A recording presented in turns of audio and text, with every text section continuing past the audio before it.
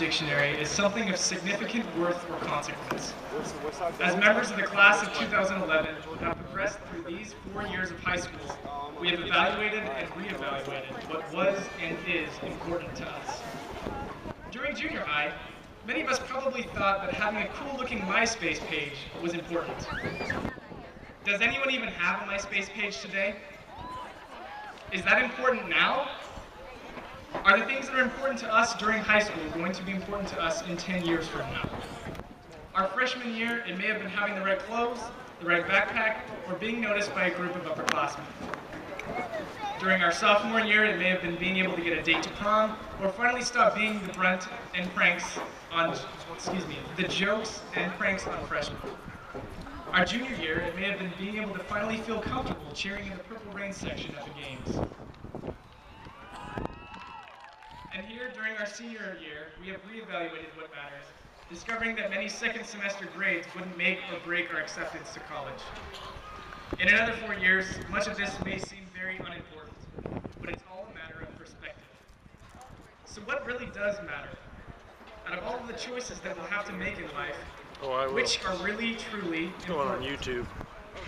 Each of us will choose different paths from here, but what are we all really looking for in the end? Some may say money, others may say power, influence, or fame. But isn't the real reason that anyone searches for these things to find happiness? Yes. Every pursuit that each man or woman embarks on in the end is a pursuit of happiness. And examples can be found almost everywhere of what does make us happy and what does not. Peter Johansen High School has a threefold mission in its curriculum: to develop an educational experience for its students that includes rigor, relevance, and relationships. Rigor and relevance are important in whatever path we choose out of high school, be it the college, or military service, or employment. These often bring success on paper, but what really separates those who are happy from those who are not are those who have the third key point: meaningful relationships. A study done by the Brookings Institution shows that even though the United States has become steadily richer in the last 50 years, it has produced no measurable gain in happiness. Other studies show that joining a social group that meets just once a month produces the same happiness gain as doubling your income. Another shows that being in a strong marriage produces a psychic gain equivalent to more than $100,000 a year. The overall idea is this: money and professional success exist on the surface of life, and the real success emerges out of strong interpersonal relationships, which are deeper and far more important. So pay attention to what matters as an adult. Yes, it is important to be a responsible employee and to try hard in your career, but make strong relationships your real pursuit, because that will lead to the greatest happiness. Serve your family. Learn to love each member of your family, even in their weaknesses. Spend time with good friends. When you get married, love your spouse. Be faithful to them.